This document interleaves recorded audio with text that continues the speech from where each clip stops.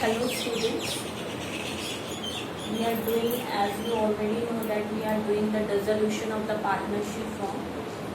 Today only I am discussing the journal entries related with the realization account. In the dissolution there are two type of questions according to the examination point of view.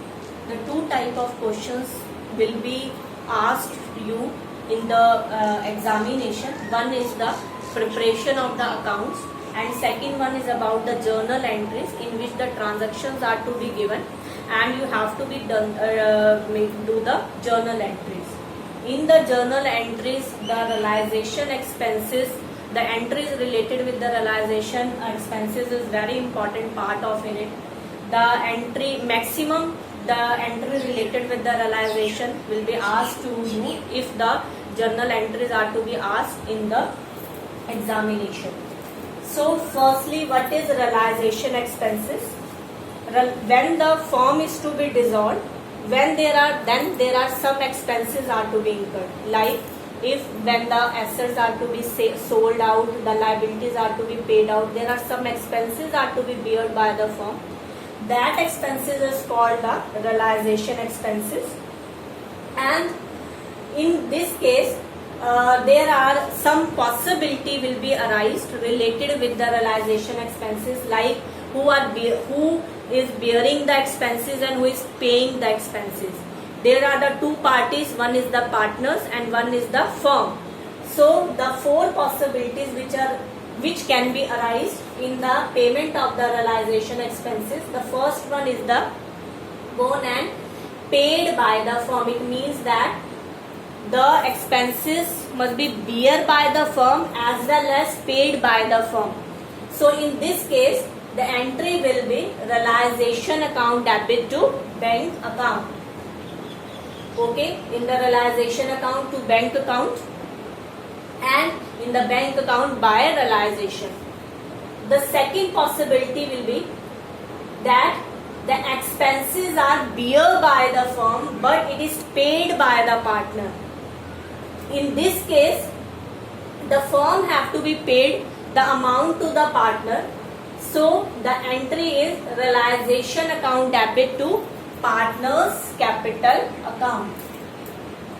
Okay. So in the realization to partner's capital account, like I will also explain it with the example also, like in the entry, in the transaction it is to be given that the realization expenses is rupees 10,000, or so nothing is to be given that who will be bear that expenses, who will paying that expenses. In that case, the entry is realization account debit to bank account and the amount will be 10,000.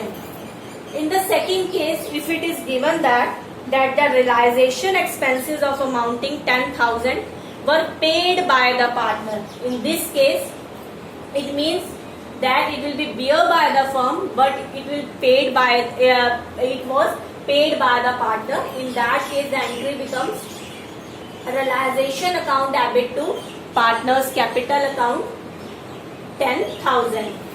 Now the third case is when it is bear and paid by the firm, means the expenses must be bear by the partner and as well as paid by the partner. There is no link of the firm relating with the realization expenses, then there is a no entry will be passed. Okay.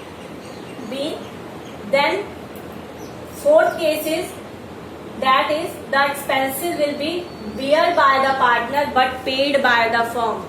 In this case, means the expenses must be bear by the particular partner and but it is paid by the firm. In this case, the firm will be, or we can say that firm will charge that amount from the partners and it will decrease their capital. In this case, the entry will be partner's capital account debit to bank account. So like in the question, this one that is given that the realization expenses of 10,000 which is to be bear by the partner A but it is paid by the firm. In that case, the entry will be A's capital account debit to bank account 10,000.